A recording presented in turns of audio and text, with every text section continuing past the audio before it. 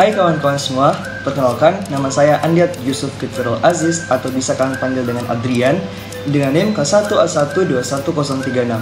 Nah, pada kesempatan kali ini atau di video ini, aku akan menjelaskan kepada teman-teman sekalian tentang salah satu makhluk organisme laut yang mungkin biasanya bahkan kalian bisa lihat di pinggir pantai. Yap, namanya adalah Cypraea-lynx.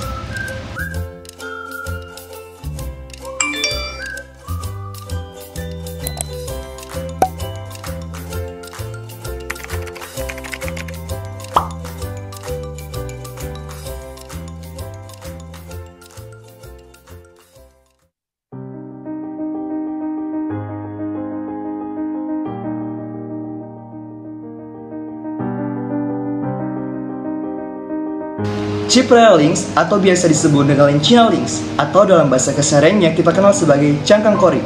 Namun untuk kesempatan kali ini kita panggil dia kori aja guys. Yap, kori merupakan salah satu spesies dari filum gastropod yang memiliki ukuran dan pola yang sangat bervariasi. Panjangnya bisa mencapai 38 hingga 50 mm atau bahkan dengan ukuran maksimal 90 mm. Dengan cangkang yang mengkilap dan halus, kori sebenarnya juga memiliki warna yang menarik guys, dari ungu tua, coklat tua, ataupun bahkan abu-abu. Selain itu, yang menarik dari kori ini, kori memiliki satu struktur yang biasa disebut dengan mantel transparan. Dalam mantel transparan ini, terdapat sebuah papila sensori putih yang berfungsi untuk membantu kori bisa menggapai makanan yang ada di sekitarnya.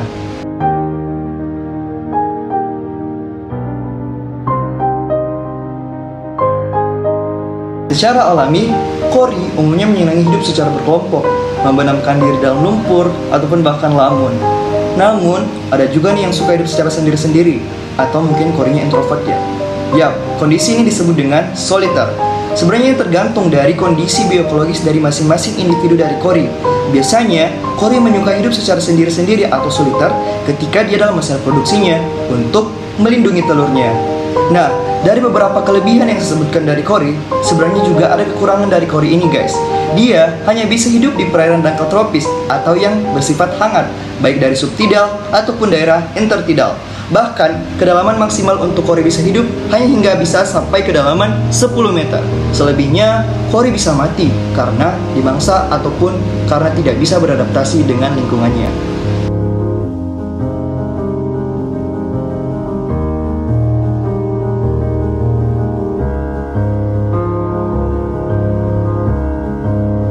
Pergerakan kori sebenarnya dipengaruhi oleh banyak faktor, terutama oleh faktor pasang surut.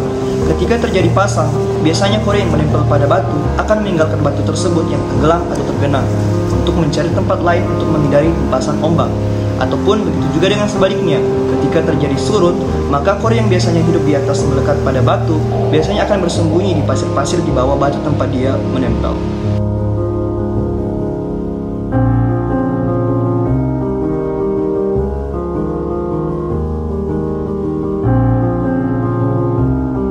Setiap individu dari kori memiliki alat kelamin jantan dan betina atau biasa disebut dengan hermaprodit.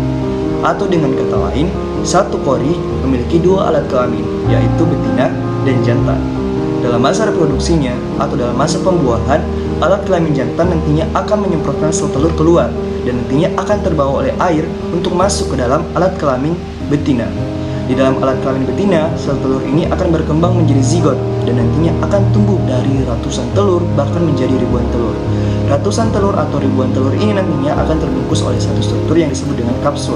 Kapsul ini nantinya akan melindungi telur-telur dari gangguan luar. Namun ada sayangnya guys, dari setiap betina ataupun dari setiap calon ibu dari kori nantinya akan ada yang meninggalkan telur-telurnya. Biasanya diakibatkan oleh faktor tidak bisa beradaptasi dengan lingkungannya.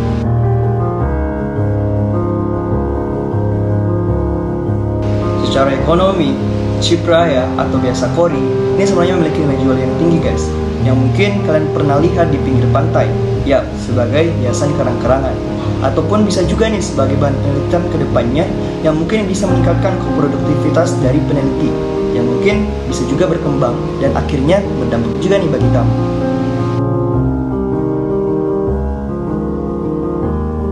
Untuk secara ekologis, kori berperan dalam rantai makanan sebagai detritus organik yang sangat penting sebagai sumber makanan bagi biota laut lainnya, mineralisasi materi organik, ataupun bisa menjadi sebagai detritus kecil dengan cara mencacah-cacah daun-daun lamun ataupun daun-daun alga menjadi bagian-bagian kecil. Kemudian nantinya akan dilanjutkan oleh organisme kecil seperti fitoplankton yang bisa menjadi sumber makanan bagi biota-biota laut lainnya.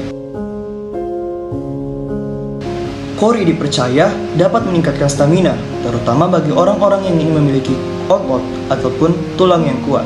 Berdasarkan hasil penelitian, kori mengandung 50% protein kalsium, 5% lemak, dan sisanya air.